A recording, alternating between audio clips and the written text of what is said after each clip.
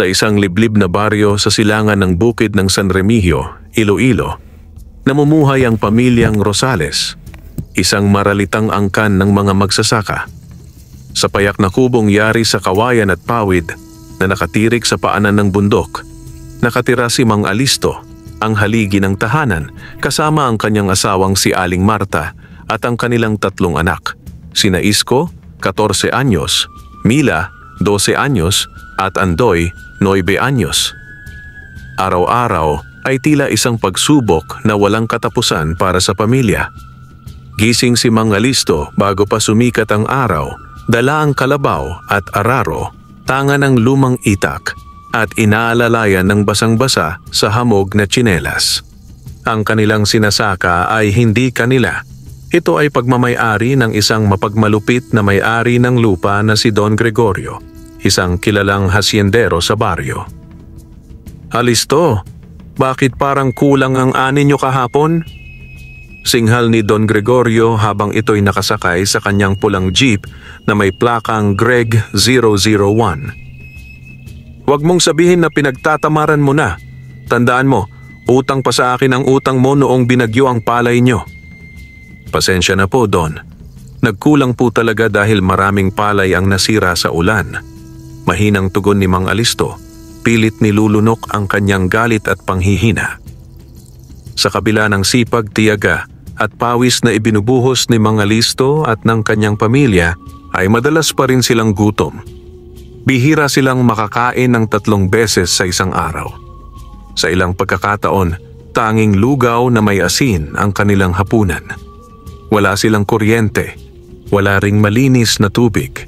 Ang kanilang balon ay halos tuyo na at puno ng lumot. Ngunit sa kabila ng lahat, pinipilit nilang manatiling buo, masaya at magtiwala sa Diyos.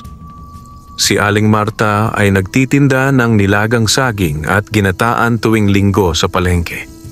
Ngunit madalas, nababakante ang pwesto niya dahil nauubusan ng puhunan. Lalo't pinagtatawanan siya ng mga kapwa tindera. "Oh Marta, nandito ka na naman. May pambili ka pa ba ng niyog? Baka naman mamaya, pautang na naman." Wika ni Aling Bebang, isang mayabang na tindera ng bigas. "Magkano po ba ang saging nyo kung konti lang ang pera ko?" Mahina at halos pabulong na tanong ni Marta sa isang tindera. Ngunit sa halip na sagutin siya ay tinalikuran lamang siya nito at tiningnan mula ulo hanggang paa. Ang mga bata naman ay madalas tampulan ng tukso. Si Isko, na nangarap maging inhinyero, ay palaging pinapahiya ng kanyang guro dahil luma ang kanyang sapatos at gamit. "Hindi sapat ang sipag, Isko. Kailangan mo ng maayos na gamit at damit kung gusto mong magtagumpay. Tingnan mo ang sarili mo. Mukha kang bagong galing sa bukid." Sambit ng gurong si Ma'am Lumen habang pinagtatawanan si Isko ng mga kaklase. Ngunit kahit masakit ang mga salitang iyon, tinitiis ito ni Isko. "Isang araw, babangon kami," ang laging sinasabi niya sa sarili. Habang palalim ang gabi at tahimik na ang buong baryo, madalas ay umiiyak si Aling Marta habang pinupunasan ang tuyong pisngi ng kanyang mga anak. "Hindi tayo palaging ganito. May awa ang Diyos. May darating din na himala," bulong niya sa kanyang mga anak. Isang gabing madilim, habang natutulog ang buong pamilya, may kakaibang nangyari. Sa gitna ng katahimikan, may marahang kaluskos na bumalot sa paligid ng kubo. Kumiskis ang mga tuyong dahon sa labas, kahit walang ihip ng hangin. Mula sa punso sa likod ng kanilang bahay, isang matandang punso na iniiwasan ng lahat, may liwanag na tila berde ang kulay. Kumislap ito sa gitna ng kadiliman, kasabay ng malamig na simoy ng hangin.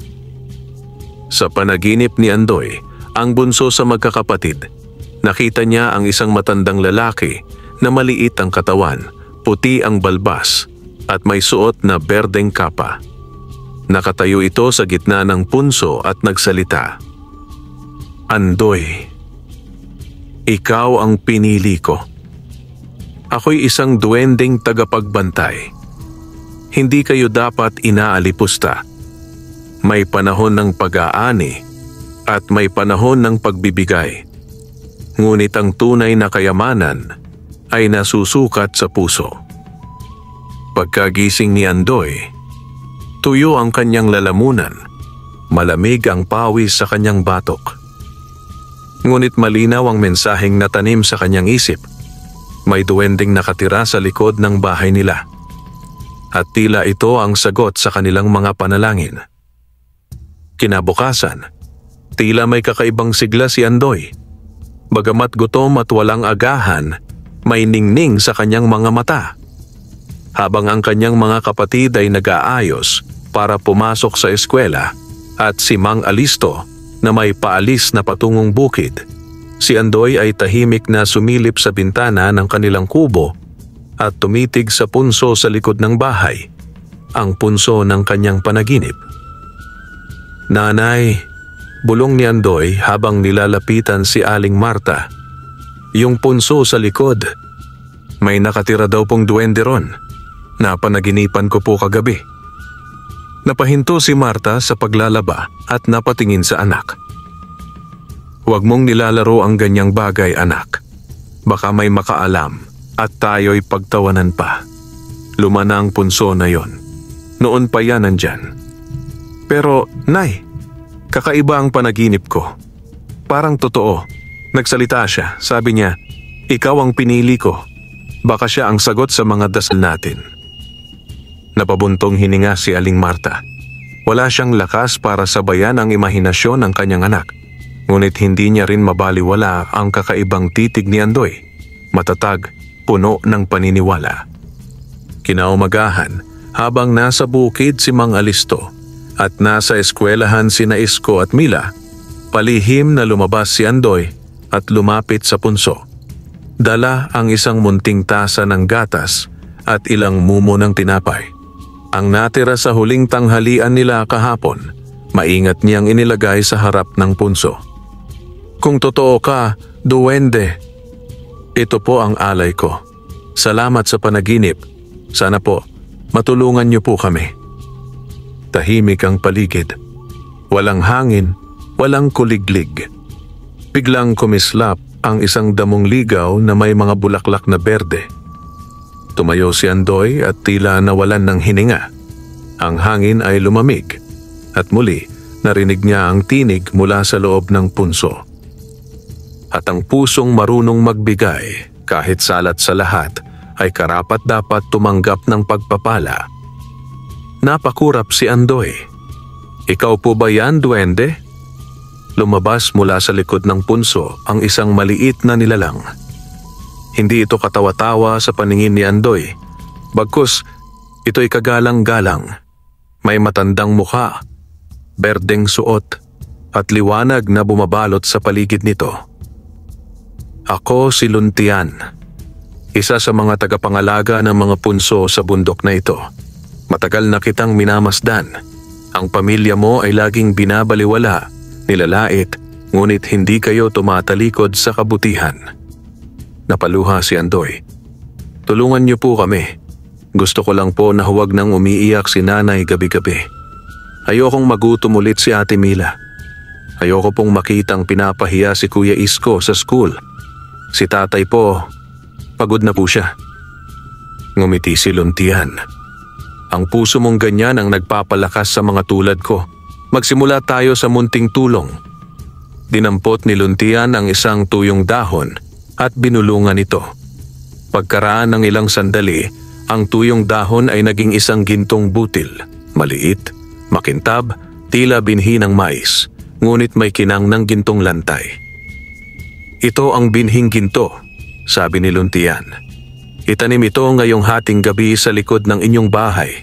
Buwagin mo ang bakod ng lumang damo, hukayin ang lupa sa gitna.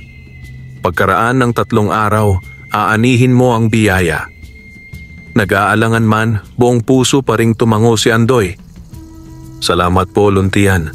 Hindi ko po ito sasayangin." Nang tumambad ang 12:00 ng gabi, tahimik na lumabas si Andoy mula sa kanilang bahay. Dala ang binhing ginto, hinukay niya ang lupa sa gitna ng punso. Walang buwan sa langit, ngunit ang paligid ay tila may sariling liwanag. Ibinabaon pa lang niya ang binhi nang biglang bumalot ang malamlam na liwanag sa buong lugar. Hindi ito masakit sa mata, bagkus nakakapanatag. Pagkatapos niyang tabunan ng butas, isang ihip ng hangin ang dumaan at kasabay nito ay narinig niyang muli ang tinig ni Luntian. Magtiwala ka, Andoy. Ipagpatuloy ang kabutihan kahit walang nakatingin. Pagkalipas ng 3 araw, sa gitna ng matinding init ng araw, habang si Mang Alisto ay nag-aayos ng sirang bubong at si Marta ay naglalaba, napansin nila ang kakaibang tanim na tumubo sa likod ng bahay.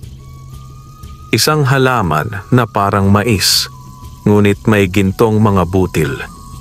Puno ito ng dilaw na kislap at sa tuwing tatamaan ng sinag ng araw, tila ginto ang nalalaglag mula sa mga dahon nito. Alisto, nakikita mo ba yan? Gulat na wika ni Aling Marta. Teka, parang, Diyos ko, ito ba'y ginto? Lumapit sila. Hinawakan ni Alisto ang isang butil. Mabigat, makintab, tunay ngang ginto. Panginoon, ito ba ang sagot mo? Lumabas si Andoy, pinilit ang sarili na huwag magsalita agad. Ngunit sa huli, hindi niya na napigilan. Yan po ang binhi na binigay ng duwende, si Luntian. Nagkatitigan si Alisto at Marta. Walang makapagsalita, ngunit sa mata nilang dalawa may luha ng pag-asa. At sa unang pagkakataon sa mahabang panahon, nangiti si Mang Alisto. Mula sa araw na tumubo ang halaman ng ginto sa likod ng kanilang bahay, tila nagbago ang ihip ng hangin sa buhay ng pamilya ni Mang Alisto. Tuwing umaga, inaabutan nilang may mga butil na tila mais, ngunit ginto ang pagkakintab. Hindi sila makapaniwala dahil ang bawat isa sa mga butil ay tunay ngang ginto. Dahan-dahan, sinimulan nilang ipunin ang mga ito. Sa tulong ng isang albularyong kanilang pinagkakatiwalaan, ipinacheck nila ang isa sa mga butil. Pagkarating mula sa bayan, dala ng albularyo ang balita. Alisto, totoo. 20 karatong ginto. Kayong pamilya ang pinagpala. Hindi na sila muling nagutom. Ang una nilang ginawa sa kinita mula sa unang ginto ay bumili ng bigas, isda, gulay, at bagong damit para sa mga bata. Bawat pagkain sa hapag ay may kanin, ulam at prutas. Isang bagay na noon ay parang panaginip lang. Isang gabi, habang kumakain ang buong pamilya, naluha si Aling Marta. Matagal ko nang gustong makita ang ganitong gabi, yung busog tayong lahat. Hindi ko alam kung anong ginawa natin para maging karapat-dapat dito. Tahimik si Mang Alisto, ngunit bakas sa kanyang mga mata ang pagyakap sa bagong pag-asa. Siguro, dahil hindi natin tinalikuran ang kabutihan kahit pa hinamak tayo. At dahil sa anak nating si Andoy. Napatingin silang lahat kay Andoy. Nahiya ito, napayuko, ngunit ngumiti. Hindi na niya kinailangang ipaliwanag kung ano ang nangyari.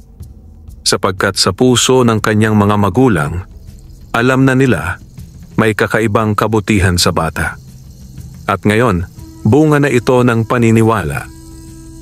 Kinabukasan, nagpasya si Mang Alisto na bumalik sa bayan upang bumili ng mga pangunahing pangangailangan, mga gamit sa bahay, bagong tsinelas para sa mga anak, bigas na pamatagal at mga gamot. Ngunit bago siya lumisan, sinabihan siya ni Andoy, "Tay, huwag pong masyadong magpakita ng ginto. Baka may magsamantala." Tumango si Mang Alisto. "Tama ka anak, hindi lahat ng tao ay may mabuting puso." Sa bayan, agad siyang pinansin ng mga dati nilang kakilala. Si Kapitan Doro, ang mayabang na kapitan ng barangay, ay agad siyang nilapitan. "O Alisto, abay anong milagro at narito ka? Akala ko'y di ka nabababa rito sa bundok eh." "Bibili lang ng bigas at kaunting gamit," sagot niya, magalang ngunit maikli. Napansin ni Kapitan Doro ang makintab na singsing na suot ni Alisto. Isa sa mga nabili nito gamit ang ilang butil ng ginto. Bagong alahasa, galing sa'yo? Aba, mukhang umasenso ka bigla. Baka naman may tinatagong minahan dyan sa bundok. Wala, Kap, swerte lang. Ngunit sa likod ng mapagkunwaring ngiti ni Kapitan Doro, may nagtitimpi ng pagnanasa at pagkausisa. Ang matagal na niyang pangarap na yumaman nang higit sa lahat sa barangay ay tila nabuhay sa isang sulyap. Pag-uwi ni Mang Alisto, dala niya ang maraming pagkain at gamit. Lumuha si Aling Marta sa tuwa. Parang fiesta, Alisto. Diyos ko po. Nang marinig ng mga kapitbahay ang pag-uwi nila, nagsimulang dumagsa ang mga usisa. Abay, saan nanggaling ang ganyang daming bigas? Hindi ba't kahapon lang, may utang pa sila sa tindahan? May itinago yatang kayamanan ng mga yan. At ang pinakamatindi sa lahat ay ang tiyahin nilang si Pacing, ang paboritong tsismosa ng buong purok. Ano bang meron sa likod ng bahay niyo, ha? Baka may anting-anting kayo. O baka naman, may kasunduan kayo sa demonyo? Sinimulang paratangan at pagtsismisa ng pamilya ni Alisto. Ngunit sa kabila ng lahat, nanahimik sila. Hindi nila binanggit ang punso, si Luntian, o ang binhing ginto, sapagkat batid nilang hindi lahat ay handang maniwala at hindi lahat ay dapat pagkatiwalaan. Muling bumisita si Andoy sa punso isang gabi. Pagkalapit niya, muling lumitaw si Luntian. Suot pa rin ang berdeng kasuotan at liwanag. At ang Andoy, nagsisimula nang mapansin ng ibang tao ang biyayang ibinigay ko. Alam ko po, may naiinggit na, may naninira. Ganyan talaga, ang ginto ay hindi lamang sumisiklab ng kasaganahan, kundi ng inggit kasakiman at kasiraan. Kaya tandaan mo, ang ginto ay dapat gamitin sa kabutihan, hindi sa pagmamataas. Tumango si Andoy. Pangako po, Luntian, hinding-hindi namin ito ipagyayabang. Mag-ingat ka, bata, ang dilim ay sumusunod kung saan may liwanag. Pagkatapos ng babala, unti-unting naglaho si Luntian at ang hangin ay nanahimik. Alam ni Andoy, hindi magtatagal, darating ang pagsubok. Ilang linggo ang lumipas mula nang magsimulang umani ng gintong butil ang pamilya ni Mang Alisto. Sa bawat pagdapo ng araw sa lupa, tila mas sumisigla ang halaman sa likod bahay nila at sa bawat pagsikat ng buwan, mas dumadami ang gintong butil na nalalaglag sa paligid nito. Subalit sa likod ng katahimikan ng gabi, may mga matang lihim na nagmamasid. Sa bahay ni Kapitan Doro, hindi siya mapakali. Paulit-ulit niyang inaalala ang nakita niyang mga bitbit ni Mang Alisto. Ang mga bagong gamit, ang makintab na singsing, ang magandang sapatos ng mga bata. Lahat ito ay patunay. May lihim ang pamilya. May itinatago talaga yon. Bulong niya sa sarili. At kung ano man yon, dapat mapunta sa akin. Tinawag niya ang kanyang katiwala at matagal nang alipin sa mga masama niyang gawain, si Kaloy. Kaloy, gusto kong imbestigahan mo ang bahay ni Alisto. Sumilip ka sa likod ng bahay nila. Hanapin mo kung anong pinagkakakitaan nila. Wala silang negosyo, wala silang trabaho, pero parang biglang yumaman. Hindi normal yan. Napailing si Kaloy. Hindi ba't delikado, Kapitan? Baka mahuli tayo. Wala kang iintindihin kundi ang utos ko. Kapag nahanap mo kung saan nanggagaling ang kayamanan nila, hati tayo. Napangiti si Kaloy. Hindi niya alam kung anong lihim meron ang pamilya ni Mang Alisto, ngunit ang salitang kayamanan ay sapat ng pang-akit. Kinagabihan, habang mahimbing na natutulog ang pamilya, marahang gumapang si Kaloy sa kagubatan sa likod ng bahay ni na Alisto. Sanay siya sa dilim, sanay siya sa paninilip, sanay siyang magnakaw ng lihim. Tahimik niyang inakyat ang bahagyang mataas na bakod, gumapang sa palumpong, at natanaw ang halaman. Halaman lang, bulong niya. Yan lang ang sikreto nila? Pero paglapit niya, nagulat siya. Sa paligid ng halaman ay may mga butil, mga dilaw, kumikintab sa ilalim ng liwanag ng buwan. Kinuha niya ang isa. Mabigat, matigas, kumikislap, pamilyar. Ginto! Diyos ko, ginto ito! Napatingin siya sa paligid. Walang bantay, walang nakakita. Isang ngisi ang gumuhit sa kanyang mukha. Kapag nakuha ko lahat ng to, hindi ko na kailangang sumunod sa kapitan. Ako na ang magpapayaman. Agad niyang inilabas ang sako na dala niya at sinimulang pulutin ang mga gintong butil. Hindi niya namalayan. Nagising na ang mga espiritu ng punso. Sa kailaliman ng lupa, nagliyab ang ugat ng halaman. Umilaw ang mga dahon nito sa berdeng liwanag. At sa isang iglap, mula sa lilim ng mga punso, lumitaw si Luntian, galit ang mga mata. Makapal ang mukha ng taong ito, wala siyang pahintulot.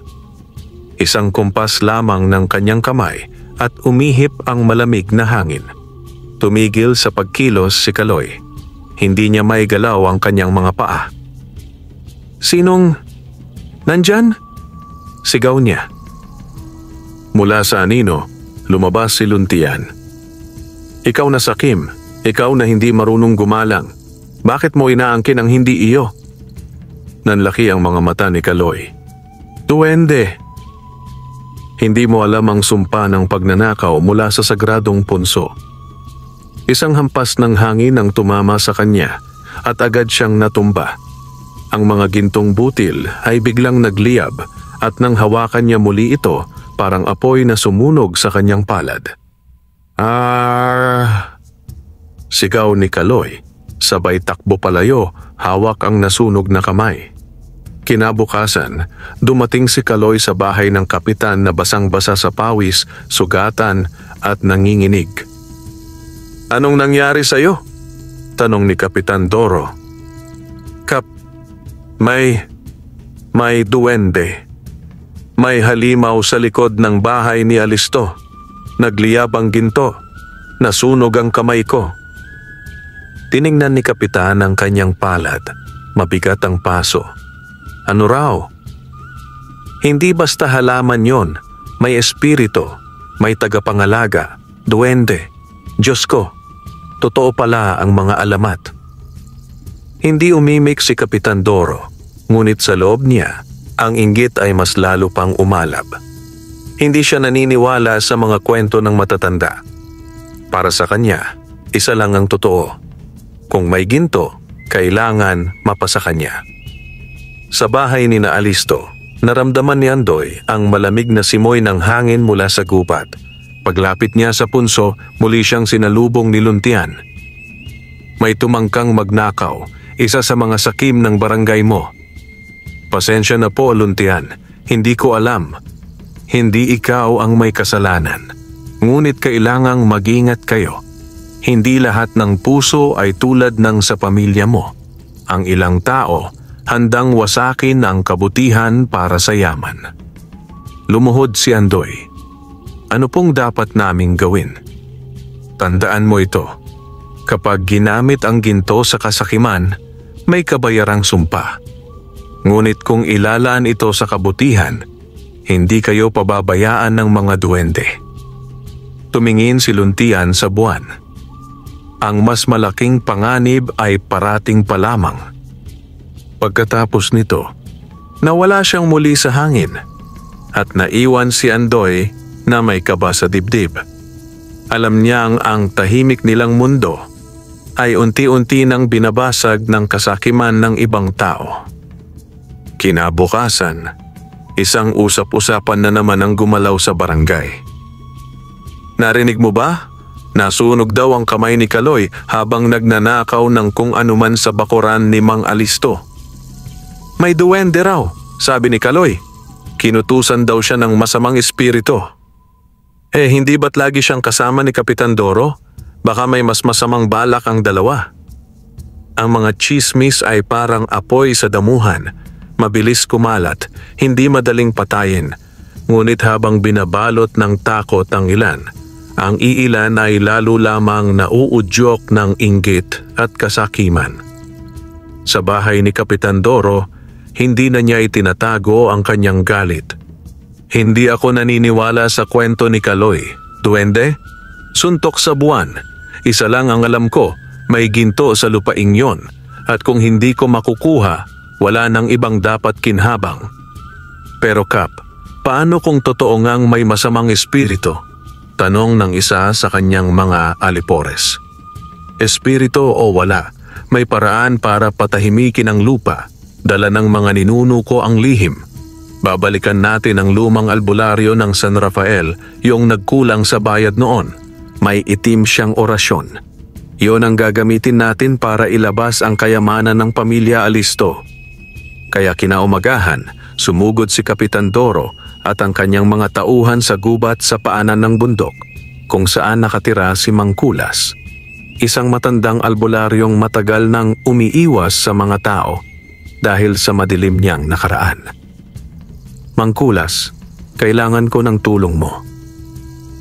Tumingin ang matanda gamit ang mapupungay at malalalim na mata. Hindi ako gumagawa ng orasyon para sa kasakiman, Kapitan. May kapalit, ginto, lupa, kapangyarihan.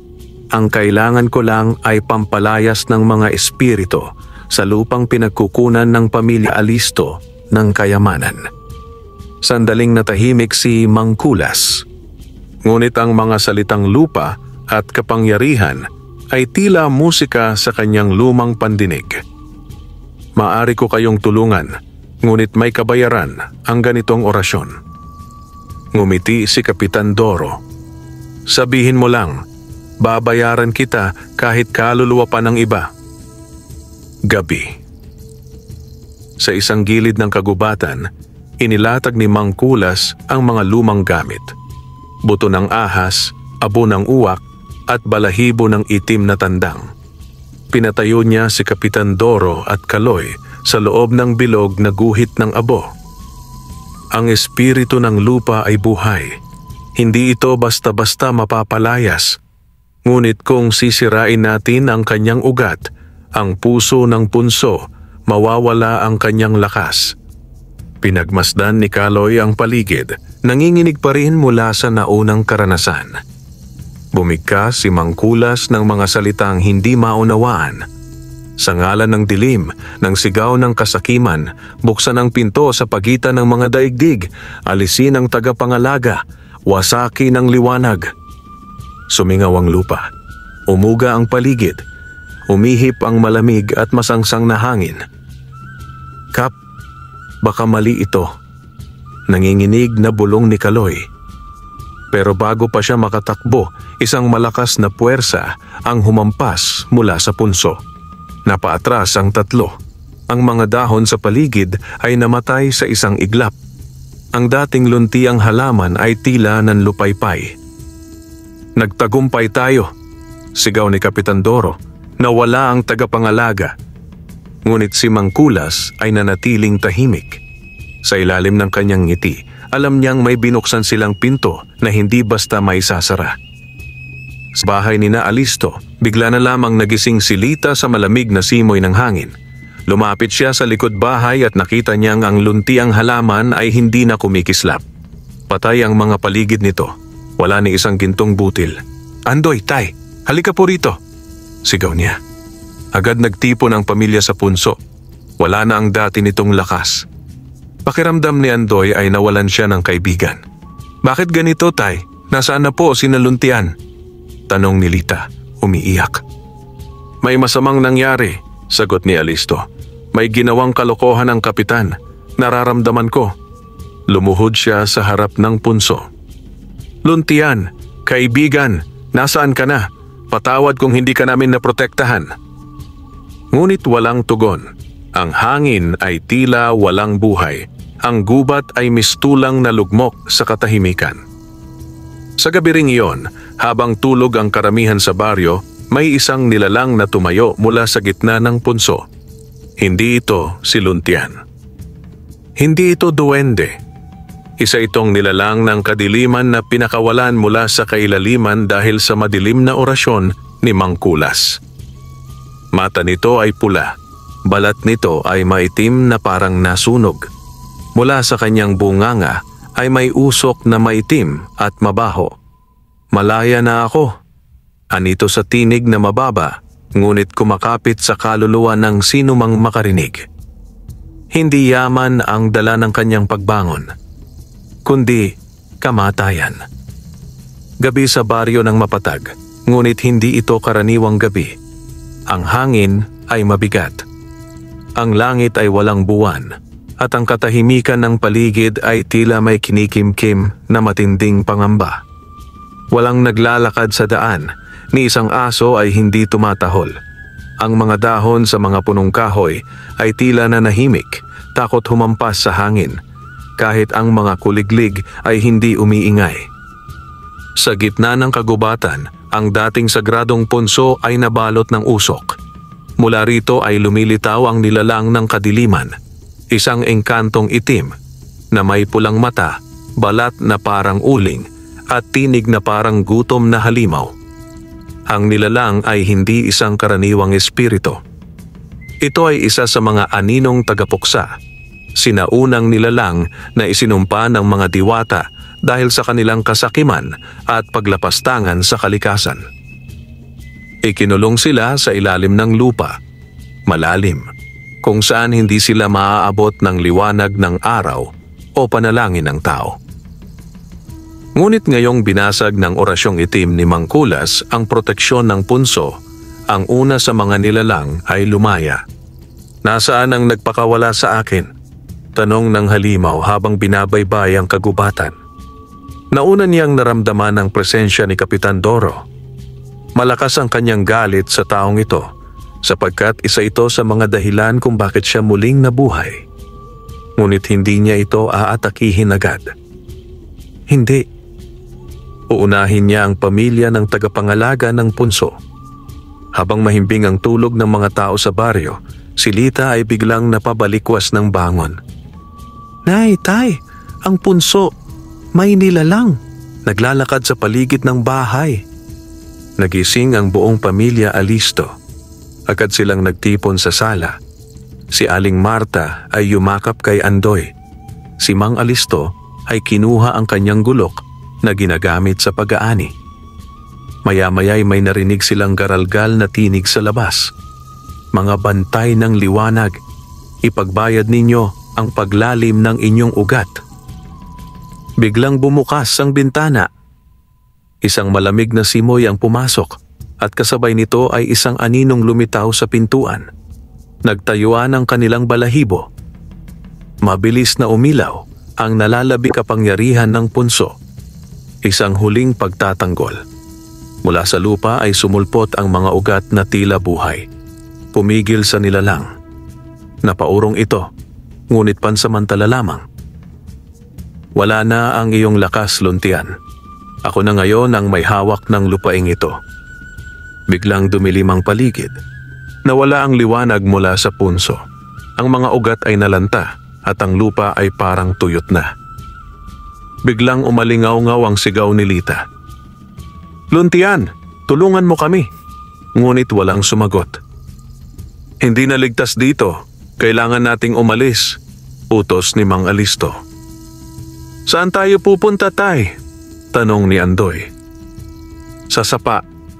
Doon sa may lumang kuweba sa paanan ng bundok.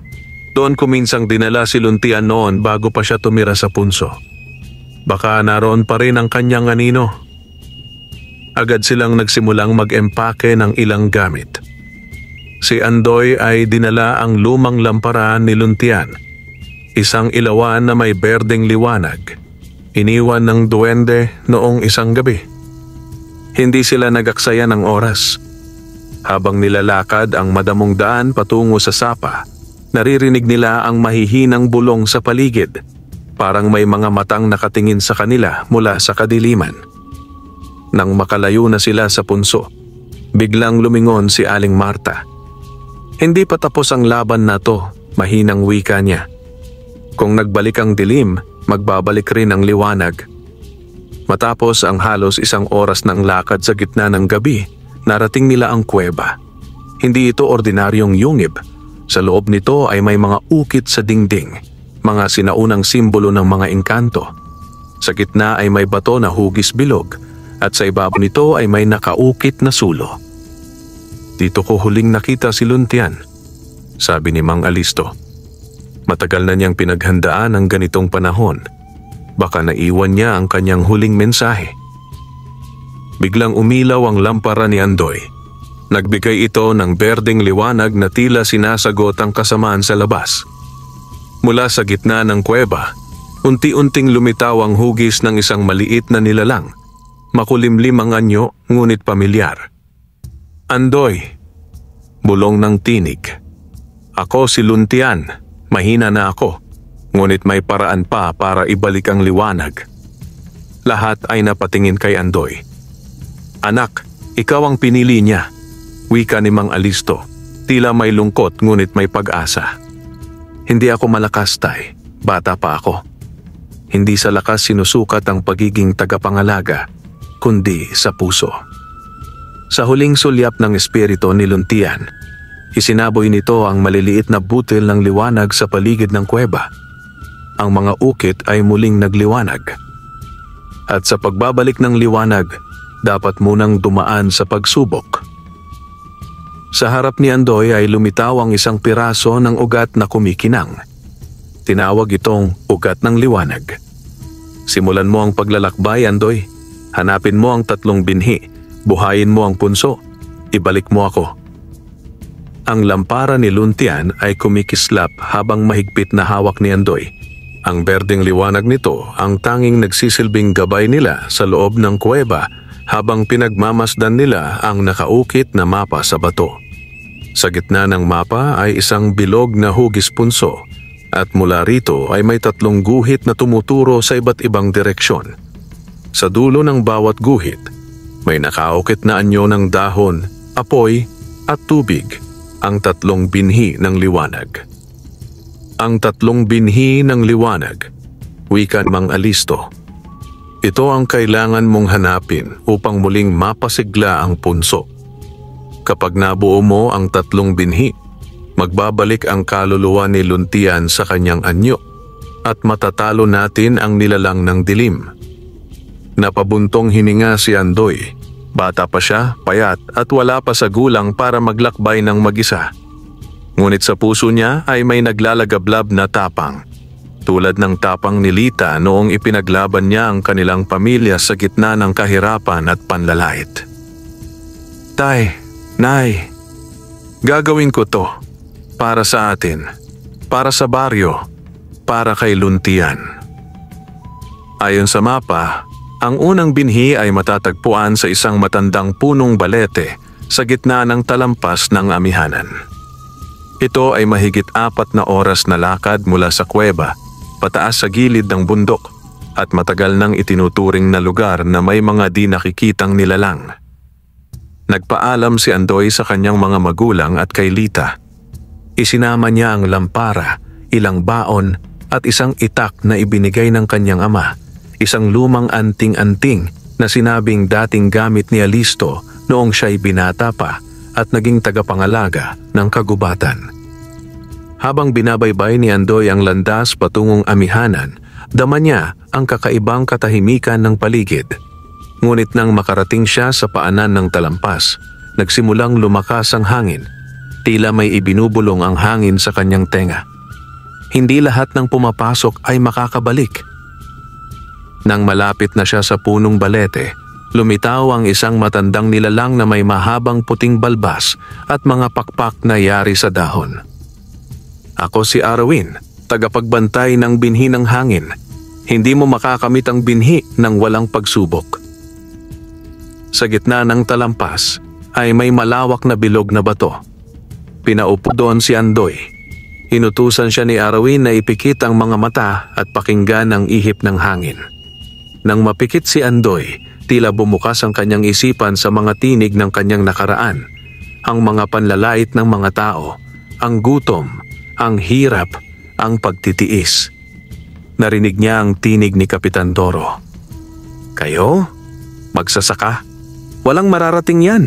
Kahit pa may duwende kayo. Kasunod ang tinig ng kanyang inang umiiyak sa gabi, habang tinitiis ang gutom, at ang tinig ni Lita na pinipilit siyang aluin. Tumulo ang luha ni Andoy. Gusto ko lang naman na maramdaman naming may halaga kami, na kahit mahirap kami, may karapatan kaming mabuhay na may dangal. Bulong niya. Pagdilat ng kanyang mata, nawala na si Arwin, ngunit sa harapan niya ay may lumulutang na butil ng liwanag. Ang dahon ng hangin. Mabilis siyang bumalik sa kuweba. Buong pamilya niya ang sumalubong sa kanya. Mahigpit ang yakap ni Aling Marta. Anak, nakita mo na ang sarili mo sa unang pagsubok. Yan ang simula ng tunay na lakas. Ang sumunod na binhi ay ang apoy ng paninindigan, na matatagpuan sa isang sinaunang kuweba ng bulkan sa Kuweba ng Kulog, sa timog na bahagi ng kagubatan. Ayon sa alamat, dito nagtatago ang apoy na hindi basta nasisilaw, kundi sumusubok sa katapatan ng iyong layunin. Muling naglakbay si Andoy, at nang dumating sa Kuweba ng Kulog, sinalubong siya ng apoy sa anyo ng isang tagbantay. Isang nilalang na kalahating tao, kalahating apoy. Bakit mo hinahangad ang binhi ng apoy? Tanong nito. Dahil gusto kong iligtas ang pamilya ko. Gusto kong ibalik si Luntian. At gusto kong ipakita na kaya ng isang anak ng mahirap na magsasaka na tumayo para sa kabutihan. Hinawi ng nilalang ang apoy sa harap niya at nagbukas ang daan. Kung totoo ang puso mo, makakaya mong harapin ang apoy na sumusubok sa paninindigan. Sa loob ng kuweba, lumitaw ang matinding init. Parang sinusunog ang balat ni Andoy. Ngunit hindi siya umatras. Inalala niya ang hirap ng kanyang pamilya. Inalala niya ang ginawang pagwasak ng punso. Inalala niya si Luntian. Lumusong siya sa gitna ng apoy at sa pinakasentro nito may isang butil na kulay kahel. Inabot niya ito at hindi siya nasunog. Ang iyong puso ay mas malinaw pa sa apoy. Hawak na niya ngayon ang ikalawang binhi. Habang papalapit si Andoy sa kuweba upang ibalik ang ikalawang binhi, biglang lumindol. Nanginig ang lupa. Umuugong ang hangin na parang may ipinapahiwatig. Sa baryo, si Kapitan Doro at Mang Kulas ay abala sa isang ritual. Hindi tayo papayag na bumalik ang duwende. Simulan na ang ikalawang pagbubukas ng lagusan. Ibinabaon nila ang isang itim na batong may pulang mata sa gitna ng dating punso. Muling sumisingaw ang itim na usok. Sa kabilang banda, si Andoy ay nagmamadali. Ramdam niyang nagkakaroon ng panibagong banta. Ngunit kailangan pa niyang hanapin ang huling binhi. Tubig ng pagpapatawad. Ang araw ay halos hindi na sumisilip mula sa makakapal na ulap habang si Andoy ay muling naglakbay. Ngayon ay hawak na niya ang dahon ng hangin at apoy ng paninindigan. Dalawang binhi na mula sa matinding pagsubok ng katawan, isipan at damdamin. Isa na lamang ang kulang, ang tubig ng pagpapatawad. Ngunit ito ang pinakamahirap sa lahat. Ayon kay Mangalisto, matatagpuan ito sa bukal ng Alapaap, isang lihim na lugar sa gitna ng mga bangin sa kanlurang gubat. Isang lugar kung saan sinasabing hindi lamang tubig ang lumilitaw kundi pati alaala ng nakaraan. Hindi inaasahan ni Andoy na ang ikatlong pagsubok ay hindi laban sa mga halimaw, apoy o bagyo, kundi laban sa kanyang sariling galit. Matagal ang paglalakad papunta sa kanlurang gubat. Sa bawat hakbang, sumisiksik sa isipan ni Andoy ang mga alaala ng paghihirap ng kanilang pamilya, ang mga panlalait ni Kapitan Doro, ang pagwasak sa kanilang punso, ang gutom na tiniis nila, ang pagmamaliit sa kanyang amang si Mang Lando. At higit sa lahat, ang masakit na pagtawa ng mga tao habang sila'y nagugutom, basang-basa sa ulan, walang masisilungan. Bakit ko sila patatawarin? Tanong niya sa sarili. Hindi nila kami tinulungan, pinagkatuwaan pa nila kami habang nagdurusa kami. Nang marating niya ang bukal ng Alapaap, lumitaw ang isang nilalang na kulay pilak, tila ulap na may anyo ng babae. Ito ang tagapagbantay ng huling binhi. Ako si Banuya, tagapangalaga ng tubig ng pagpapatawad. Handa ka na bang lumusong sa iyong mga sugat? Sugatan na nga ako. Paano ko papapatawarin ang mga nagdulot nito?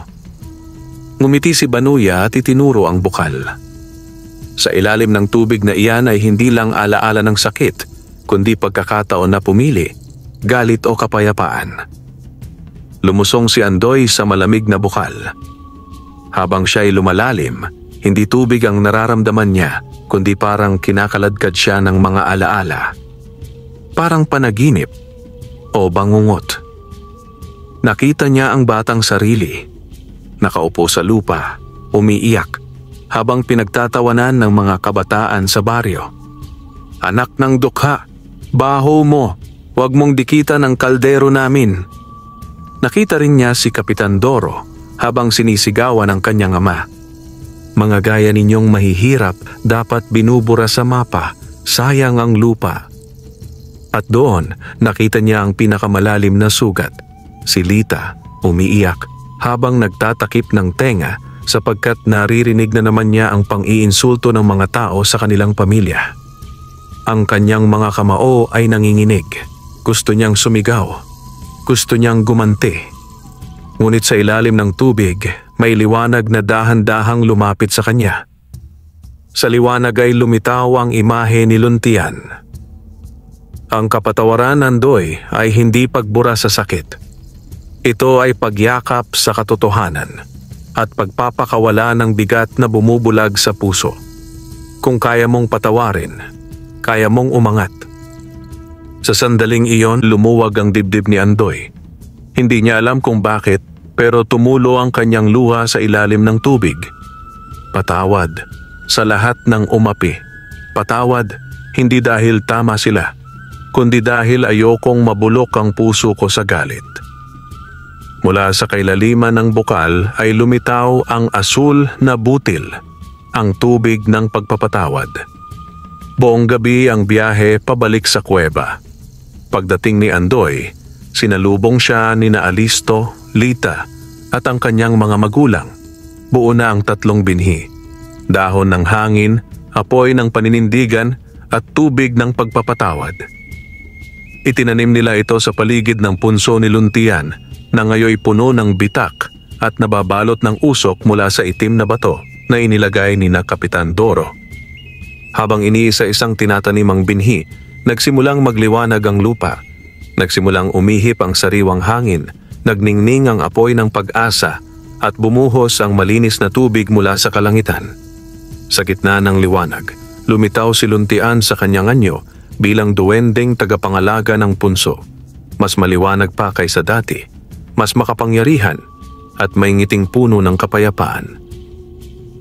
Atoy, hindi ko inaakalang isang anak ng magsasaka ang magiging tagapagligtas ng buong kagubatan. Kinabukasan, isang malakas na lindol ang sumira sa tirahan ni Kapitan Doro. Ang punso na sinira nila ay muling bumangon, mas matibay, mas malalim ang ugat. At kasabay nito, nagsimula ring umusbong ang mga palay sa lupang matagal ng tuyo. Nagulat ang buong baryo. Unti-unti, ang mga dating nanlait sa pamilya ni Andoy ay lumapit. Tila nahihiya, tila may gustong itama. Isang matandang babae ang lumapit kay Aling Marta. Patawad Marta, hindi ko alam na ganyan kayo katatag. Sana'y matanggap mo ang aming paghingi ng tawad. Ngumiti si Aling Marta. Hindi ko man makalimutan agad, pero natutunan ko na hindi ako yayaman sa galit. Mula sa araw na iyon, naging sentro ng bagong sigla ang pamilya ni Andoy. Hindi sila nagyabang, hindi sila nagmalaki. Sa halip, nagturo sila ng pagtatanim, nagtayo ng maliit na paaralan, at tinuruan ang mga bata tungkol sa kabutihan, tapang, at kapatawaran. Si Luntian ay nanatili sa piling nila, tahimik ngunit laging nakangiti. Hindi na muling ginulo ng dilim ang punso, sapagkat ito ay ngayon ay binabantayan hindi lang ng agimat, kundi ng pamilyang minsang inapi, ngunit hindi kailanman nagpatalo. Ang kanilang kwento ay isinulat sa punso ng kasaysayan. Isang paalala na ang kahit pinakamahirap kapag puno ng kabutihan ay kayang maging ilaw sa madilim na mundo. Wakas,